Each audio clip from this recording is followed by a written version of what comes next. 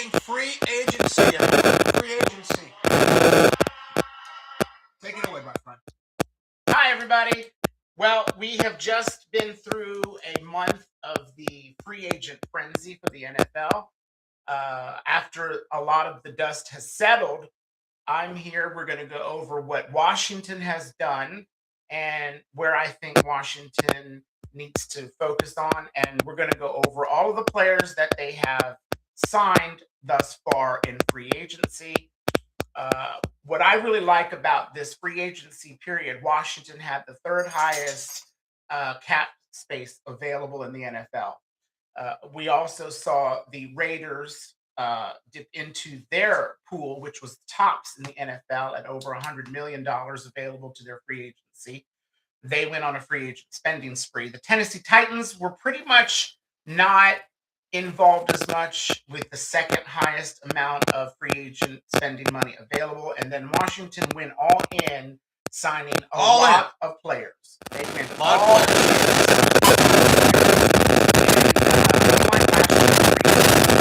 Which included many old aging veterans on short-term deals. That backfired. Washington had to get younger and faster in this free agency period before the draft, and I think Washington did just that. We look at first, their biggest splash in free agency on the second day was Odafe Oweh, defensive end. You did. Okay, good. A defensive end who was drafted first by the Baltimore Ravens. Didn't work out. They traded him to the LA Chargers, where he found who he was. And in the playoff game against the Patriots, which they lost, he had 3 sacks and 2 forced fumbles. So I think there's a huge upside. Washington needed to get younger and faster. They solved that with Oweh. And then they also had another linebacking free agency. Leo Chenal, Kansas City Chiefs. He played a vital role in their Super Bowl runs and in their defense. He brings youth, speed, and a tough mentality to a group that was lacking last year. Our linebackers were terrible. Love Bobby Wagner and Luvu and all the others, but they underwhelmed. They didn't have the intensity. It was a crap show. A bit of a shit show. So, and then another huge signing from the New England Patriots, Caleb Chason. I believe he's only 25 or 26 years old. Immense speed.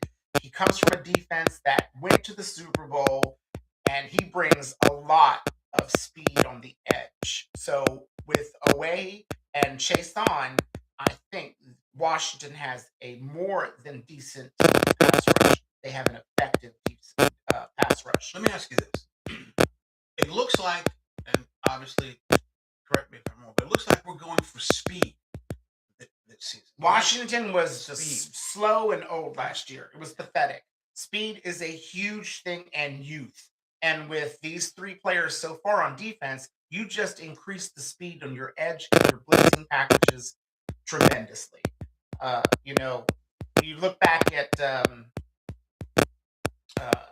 the pass rush for Washington last year, it was non-existent.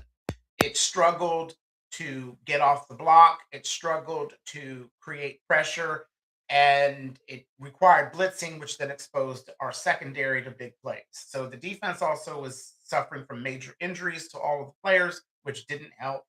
But again, the age movement and signing players such as Von Miller that are way beyond their prime did not work in our favor. So I like the new change in youth and speed. And we bring back not someone new to the team, but an old face, Tim Settle Jr., who we drafted years ago and who was with most recently the Houston Texans. And last year, their defense, every quarter of the season, got better and better and better. What stunted them was their offense in Houston. But Tim Settle was a significant cog in that front 4 that wreaked havoc on quarterbacks. And he's coming back. And he's coming to Washington. And we're going to need him. So, yeah, well, and I'll get into that later. Bringing in Washington settle, I have something that I think might go down towards closer to the draft. So then we bring in Nick Cross, the safety from the Indianapolis Colts, who is I believe he is a homegrown talent from the University of I Maryland. think you're right. And so he comes back home, and Nick Cross brings a tough presence at the line of scrimmage, a heavy hitter. He does have some question marks coverage skill wise, but we all know, and if you know your football, a pass rush increases the quality of your secondary, even if your corners are not quality. I'll say that again for those who don't understand. A pass rush improves your secondary, even if your secondary doesn't have proven players. Your pass rush, huge. I think Nick Cross is going to thrive in this defense. And I think he's going to be a big cog in the run. Now, let me ask you this. We've talked about defenses that the Redskins, Redskins have used before in different under different coaches. Now, it looks like this season they're going to go to the 3-4. Is that correct? They are going to go to the 3-4. And tell me, Durante Jones yeah, is the coach that comes to us as our defensive coordinator from the Minnesota Vikings. He is the disciple of Peter Flores. We all know Peter Flores' defense was it's about high pressure. It's about pressuring the quarterback. It's about relentless blitzing, an avalanche of players in the quarterback's face, stuffing the run with strategic run blitzes. They're a heavy blitz team, and this is clearly an indication of where Washington is going by signing away Chenal and Chason. Those are three speedsters. So that shows that Washington is going to be aggressive in their defensive play call. we certainly need that. We do. Now, here's an obscure signing that got a little bit of criticism from Washingtonian fans and through other people throughout the NFL. Amik Robertson, an obscure corner signed away from the Detroit Lions. Dan Campbell recently went on to say that Washington got a gamer. So he plays with intensity. He plays with hustle. He lifts up the team. He's a locker room presence that is a positive. So Amik Robertson's role, I think, will be in the nickel and in the slot. All right. And I don't believe that it's a shortcoming of a signing. I think this is a sneaky signing that has a higher upswing. And even if it just pans out even, you're not losing anything. But I do believe Amik Robertson's ceiling is much higher with Washington and the scheme they're playing. Right. It's going to benefit him and his abilities. Correct. Right. I think they're playing in the slot. Also, the scheme that Durante Jones wants to play will play very heavily in Robertson's favor. So I'm still not sold on that signing, but I don't hate it. I don't hate it at all. And here's an interesting one. Charles Omenihu, a defensive end again from the Kansas City Chiefs. He didn't play a significant role, but he did play significantly. And I think this is a sneaky upside type of pick. Again, young and speed. Okay, so Charles Omenihu is only like 26 years old. And he hasn't gotten a full opportunity in Kansas City. So bring him here. Right. Bring him Speed here. And youth, that's where we're headed. And I think that's what we need desperately. Absolutely. Washington last year was old, right, decrepit, and slow. Yeah. So, 5-12 is as best as we got. Now, on defense, all of these defensive acquisitions played to what Washington needed most, which was pass rush on the defensive side. Now we move over to the offensive side, and Washington needed to take care of some business on their own, such as Laramie Tunzel. At the moment, he is the highest paid left tackle in football, and deservedly so for 2 years. So his contract comes off the books as Jaden Daniels re-signing contract will go on the books. That's next year. That's next year. Sure, right. So that's going to be interesting to see because I think A lot of salary cap stuff. there's a lot of salary cap Maneuvering stuff going on. maneuvering. Correct. So we re-signed Mariota. Love it. Consistency.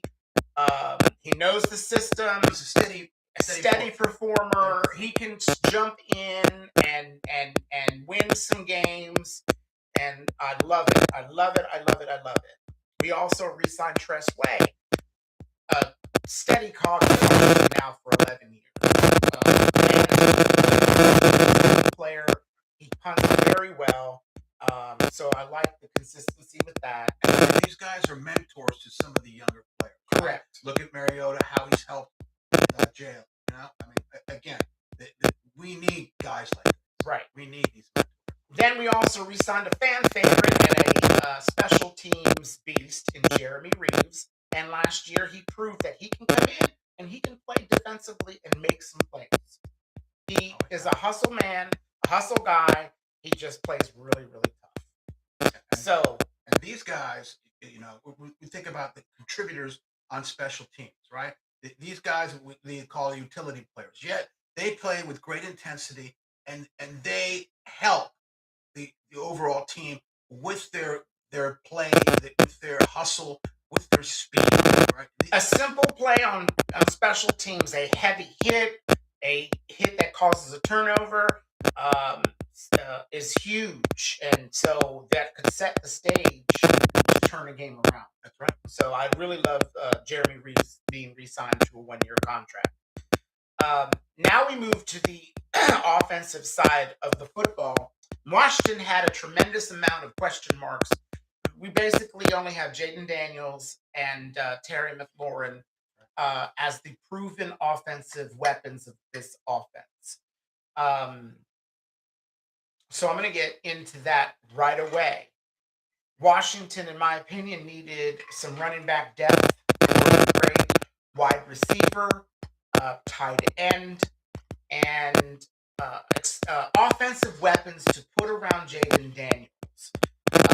I'm going to go a little deeper into this. You know, I don't believe that Jaden Daniels has to have the amount of weapons that everyone is so speaking of professionally on ESPN and so forth. And I'm going to tell you why. When you have a quarterback as dynamic and as skilled as Jaden Daniels, you only need a dynamic that's going to be all work, and we have that in Terry McLaurin. We don't have that in the running game. But let me ask you, a player like Jaden Daniels, and you said this many times, he elevates other players, right? He'll elevate a B receiver to an A, right? He elevates everyone around him with his skill, his play, and everything that he is able to bring to this team. Right. So a lot of people forget that a quarterback will elevate the entire play of the team. Classic example, and I'm tangenting, but a classic example was the Indianapolis Colts with Peyton Manning. Went 13-3 one season, and the very next season when he had his neck injury and didn't play, and they also lost their all-star safety Bob Sanders. There were the only two players off of that team that won 13-3. They turned that record around to 3-13. What does that tell you? I don't understand these so-called experts that always say that you have to surround a dynamic quarterback with dynamic offensive players. Yes, you do if you want to win eventually or dominate, but your quarterback elevates the play of everyone. So the classic example, 13-3, then 3-13. All they missed was Peyton Manning and Bob Sanders. They still had Dwight Freeney, that sack-happy defense. They still had the offense with Edgerrin James and Marvin Harrison Jr., and they went 3-13. And you're trying to tell me, you know, you have to surround. No. Peyton Manning made that team a Super Bowl contender. Without Peyton Manning, that team would not have won that Super Bowl, and I stand on that. So when you talk about Jaden Daniels needing to be surrounded by premium talent, where does this concept come from? offensive line play, defensive line play.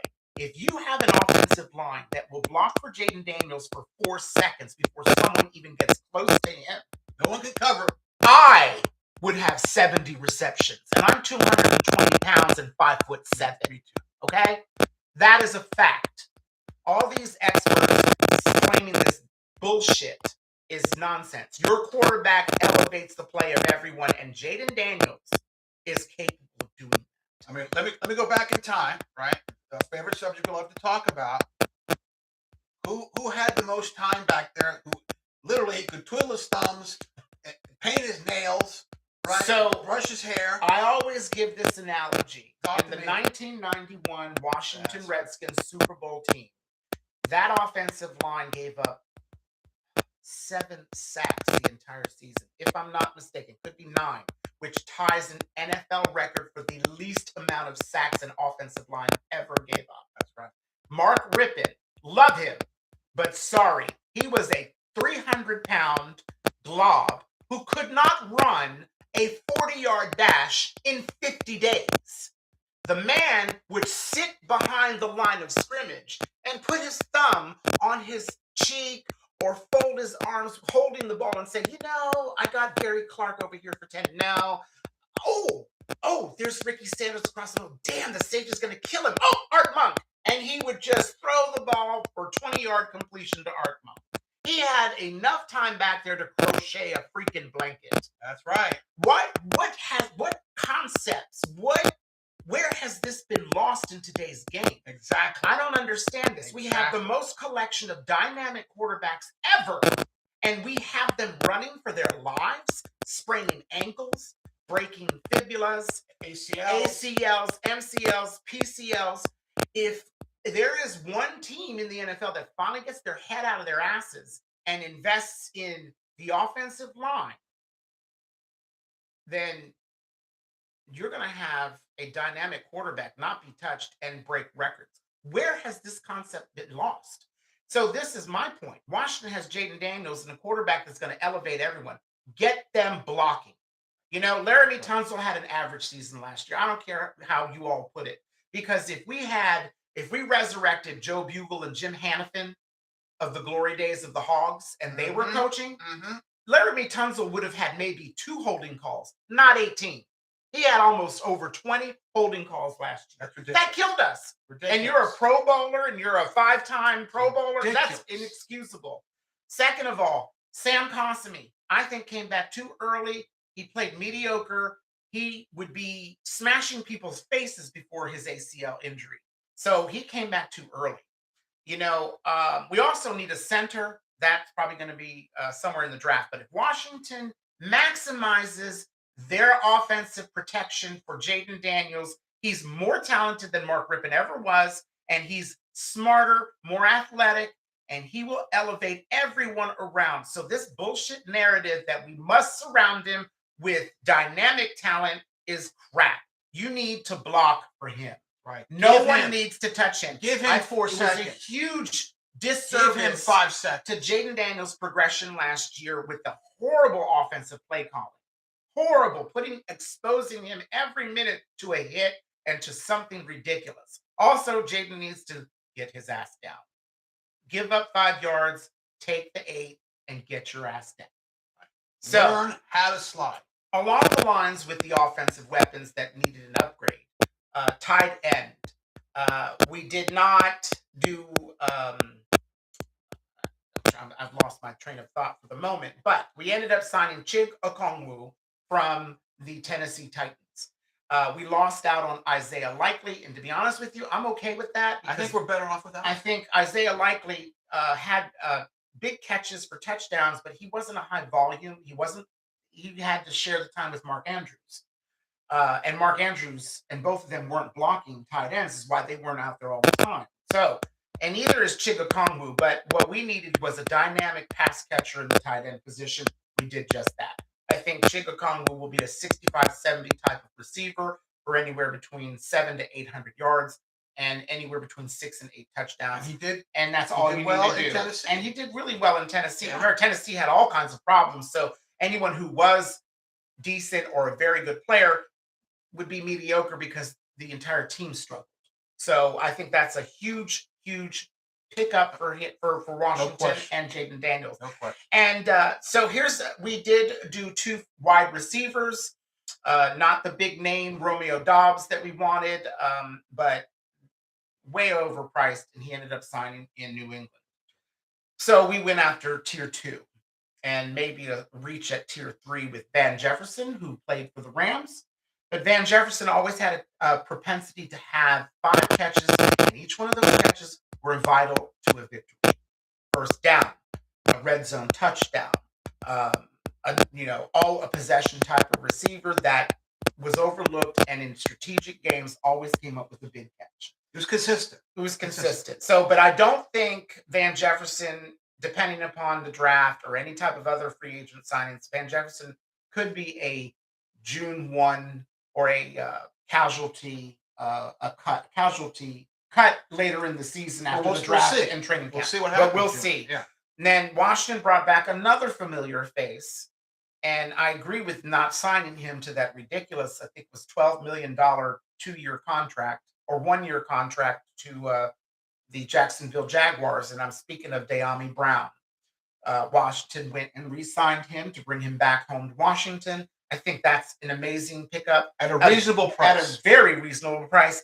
And also, we forget that De'Ami Brown, when he was here in the second half of the season in their playoff push and in the playoffs, De'Ami Brown was arguably tied for number 1 in our offense with Terry McLaurin. Terry McLaurin dominated the playoffs and played really well, but De'Ami Brown came up huge. And so, again, people are scoffing at this as not as a big splash, but for us in our system, De'Ami is capable of being a number 2 wide receiver. And can be consistent. And even if he's a 3, you have someone with 2 qualities at 3. Who are you going to double team? You can't double team Terry McLaurin. You can't cheat a safety at the line of scrimmage. If you generally have 3 wide receivers out there that are capable, Terry McLaurin, De'Ami Brown, and you add maybe a draft pick with speed and whatever. So Washington, I don't think is as bad off offensively as the so-called experts think. I think Washington needs to get their head out of their asses and get the offensive line being able to not give up sacks when you're getting rushed with 4. Don't give up sacks when you're getting blitzed with 5. And you know what? I saw in the glory days the Hogs block 6 and 7 line play on 5. Line play. And if you can have 5 players block 7, okay, that's where the skill set of the offensive line needs to be. And I mean, in the NFL, we have the best collection of quarterbacks ever, like 18. Okay, and you can't get offensive lines to block for them. Where are these executives getting paid millions of dollars? Ridiculous. What are they doing? It's ridiculous. It's absolutely ridiculous. So we also needed running back help. So when we look at Washington, we had Bill Krosky Merritt, right, who did, I think, spectacular. I think he could have been a 20 carry back. They didn't have that. It was running back by committee with Christian Rodriguez, Austin Eckler, and Jeremy McNichols. When Eckler went down, McNichols and Rodriguez did better. Those 2 running backs are worthy of at least a number 2 and maybe even a number 1, depending upon what team they're on. But they're both very good. We managed to re-sign Jeremy McNichols back for 1 year. We wish Christian Gonzalez all the best in Jacksonville. I think he went to Jacksonville. Christian Rodriguez signed in Jacksonville. And so we also took Rachaad White, who played with Jaden Daniels at Arizona State. And was over with the Tampa Bay Buccaneers. And he was with the Tampa Bay Buccaneers. And he was their number 1 running back until they drafted Bucky Irving. So Rachaad White also is a dynamic pass catcher out of the backfield. That's a huge, huge asset because you look at when Brian Robinson in Washington, Austin Eckler, and anyone, even Rodriguez and McNichols, would get lots of catches out of the backfield. It just wasn't one back. It was pass catching by committee. But I think Rachaad White will solve that because he can run and he can catch. We also got Jerome Ford from the Cleveland Browns. Now he's an obscure name, not well renowned, but I believe just 2 years ago he rushed for over 1,000 yards when Nick Chubb tore his ACL, and he rushed for over 1,000 yards, and he did really well. Someone who's capable. So Jerome Ford capable. brings strength and I think a goal line presence. So he will be short yardage running back, goal line presence, grind the clock down type of running back. That's what and he has some speed. He just doesn't have the dynamic explosiveness that I think Washington covets. So those. I also wanted to bring up Foster Sherrill, an offensive lineman who was cut last year. The last cuts in Washington managed to find a home in the LA Chargers. Washington re-signed him. It's not a big signing. I think this is more of a depth signing. Washington wants his running back because they saw something in him that the Chargers as well did see. So I think this is and he could also maybe be moved into guard. So again, a utility player that This can is be a moved up and utility- down the line, right? and a utility player that could actually he's young Making and it step in making an impact. Right. So with Washington and their free agent signings, I think Washington put themselves in prime position to do two things in the draft. Now, three things. Now, I believe if Jeremiah Love is at number 7, Washington will draft him. I also believe because of I believe Washington has who they want at number 7. And if they don't have it number 7, Washington is going to trade down. Who do you think they're looking for at number 7? To me, it's Jeremiah Love. Okay. So tell me why you think that. Because Jeremiah Love would then give Washington the 3 pieces that are most coveted on any team: a number 1 running back, a number 1 wide receiver, and a number 1 quarterback. And the wide receiver and Terry McLaurin, his statistics don't state that he's in the top 20, but his play, his character, improves it. He's top 8, and I don't care what anyone else says. I really don't. He never had the luxury of playing with quarterbacks in a system more than 1 year. Or yes, he had all kinds of crappy quarterbacks and crappy play. So if you put him on a team like Joe Burrow, he would have had 1,800 yards every year of his career. So, don't give me your bullshit rhetoric. Terry McLaurin is a dynamic wide receiver. You don't like him, that's fine, but he's talented. And that would give them a triplet. He's great for us. You cannot spy on Daniels. You cannot cheat at the line, and you can't double Terry McLaurin. You have 3 people who can burn you. So that's the beauty of Jeremiah Love. Now, is he not available there? I would think Washington would trade down. Let me tell you why. They have got people who are somewhat proven and a question mark in the pass rushing game on defense. I think they would trade down. The reason why they would trade down is because you can still draft a player in the 2nd and 3rd round that is going to make an impact. And in one position is wide receiver.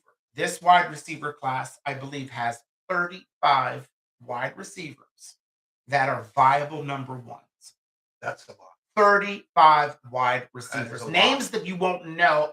The one that pops up in everyone's mind is Carnell Tate out of Ohio State. And believe it or not, there are other receivers in the country who had a better statistical season than Carnell Tate.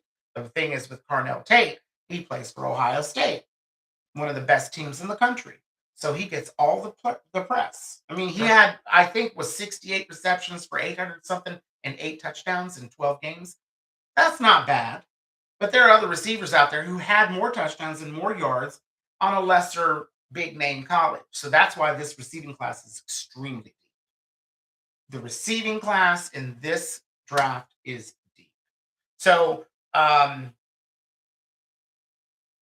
think Washington will do 3 things. Either stay put if Jeremiah Love and draft Jeremiah Love. If he's there.